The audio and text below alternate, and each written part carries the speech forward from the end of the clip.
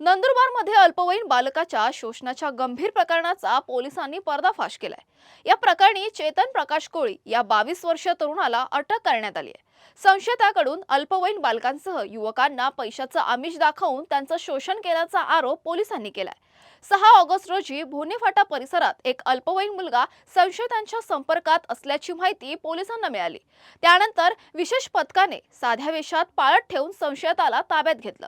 पोलिसांच्या माहितीनुसार संशयिताच्या मोबाईलमध्ये मोठ्या प्रमाणात आक्षेपार्ह डिजिटल सामग्री आढळली असून ती फॉरेन्सिक तपासणीसाठी जतन करण्यात आली आहे। प्राथमिक तपासात 2022 पासून अशा प्रकारे काही जणांना लक्ष केल्याचा संशय असून संभाव्य पीडितांची ओळख पटवण्याचं काम पोलिसांकडून सुरू आहे। या प्रकरणी पोस्को कायद्यासह संबंधित कायद्यानुसार गुन्हा दाखल करण्यात आला असून नंदुरबार शहर पोलिसांकडून पुढील सखोल तपास सुरू आहे। प्रथमदर्शनी साधारणपणे 30-40 लहान मुलं प्लस युवक याला बळी पडलेली असल्याची शक्यता आहे।